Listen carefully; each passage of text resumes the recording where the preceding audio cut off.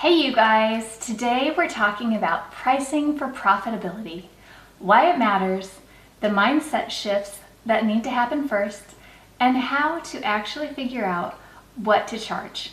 This video is part of a larger series and all of these pieces work together. In earlier videos, we talked about how photographers are marketing to clients in 2026.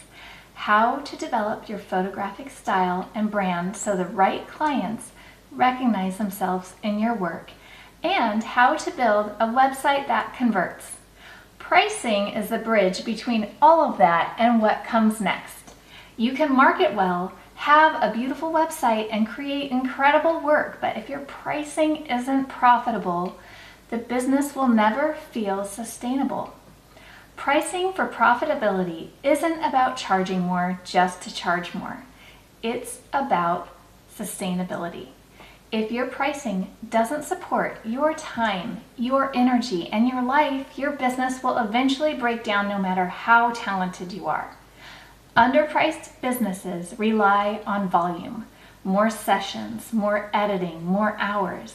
And while that can work for a short season, it's not sustainable long term. Pricing for profitability allows you to show up consistently, do your best work, and stay in this industry without burning out. It also gives you margin to rest, margin to grow, and margin to make thoughtful decisions instead of reactive ones. And this becomes even more important if you're paying for marketing, especially Google Ads. If you're spending money to bring people to your website, your pricing has to be working for you, not against you. Before we talk about numbers, we need to talk about mindset.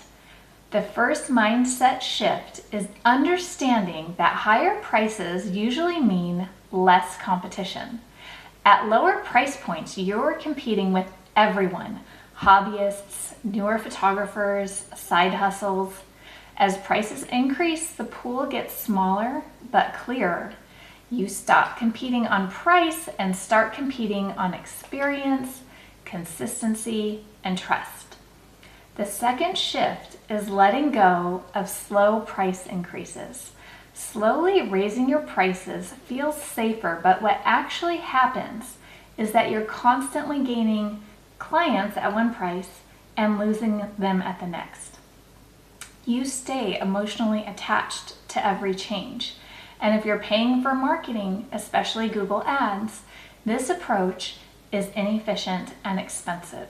It's far more effective to rip the Band-Aid off, set your prices where they need to be for profitability, update your website, and then market to the client who can afford these prices.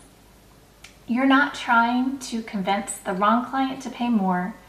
You're trying to attract the right client from the start. The third shift is understanding, leaving, and receiving. This concept comes from Bryce. I love this concept. I talk about it in a lot of my classes, so I'm excited to share it here today. All right, so imagine holding up both hands. Your left hand represents money leaving your business. Your time, energy, editing hours, expenses, gear, and emotional labor. Your right hand represents money receiving. For a healthy business, those two hands need to be in balance. Many photographers have a strong leaving hand and a hesitant receiving hand. Money is constantly going out, but the receiving hand stays pulled back. This often shows up as waiting for validation. We believe that if we create really beautiful work and over-deliver, clients will eventually pull that receiving hand forward for us and insist on paying more. But that almost never happens. You are the one who has to put that receiving hand forward. You are the one who sets your prices and decides what your time and expertise are worth. A simple gut check is this. If you lend someone $20 and when they go to pay you back, you say, "Oh no, it's fine, just keep it." There's a good chance that same mindset is showing up in your pricing. Photographers are generous by nature, but when generosity isn't balanced with receiving, it turns into overgiving. Receiving doesn't mean apologizing or discounting. It means confidently saying, thank you. Now, let's get practical and figure out your average cost per session, because this is the number your pricing needs to support if you want to be profitable. I know, math, it's not my strong suit, but here we go. Stick with me because this is simpler than it sounds. First, we need a yearly number. This is how much money you want your business to generate for you in a year. Profit, not revenue. Let's keep the numbers really round for simplicity. For this example, let's say you want to make $50,000 a year in profit. Now add in your business expenses. We'll say $5,000 per year in fixed costs.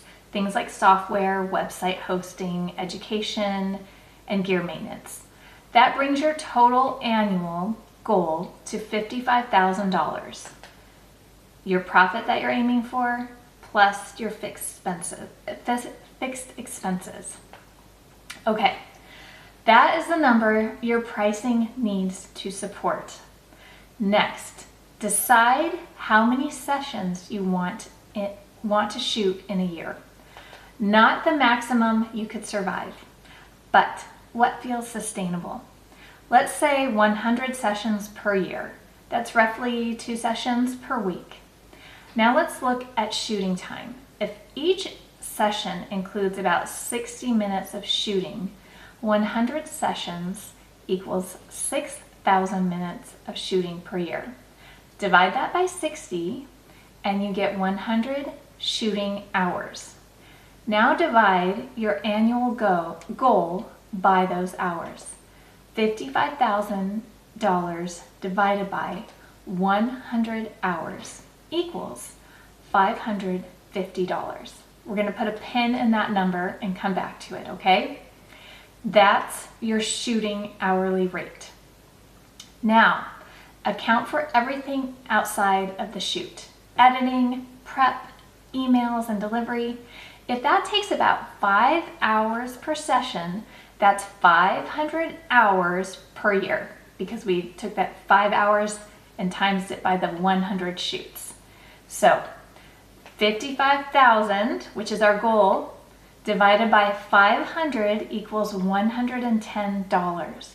That's your editing and workflow hourly rate.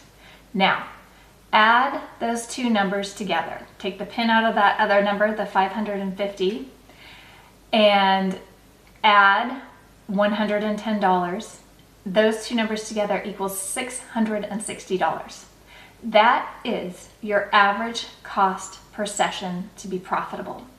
Not every client needs to pay exactly that amount, but your pricing needs to hover around it if you want to hit your goals, especially if you're paying for marketing. You can't rely on volume to fix underpricing. When your mindset is aligned and your numbers are clear, pricing stops feeling emotional and starts feeling strategic. And that's what allows you to build a business that's not just busy, but sustainable. In the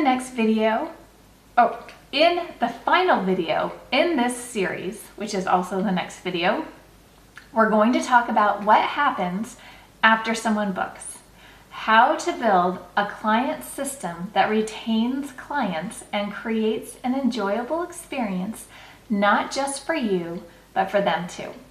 Because long-term growth doesn't come from constantly chasing new clients. It comes from creating an experience people want to return to and talk about. I'll see you in the next video.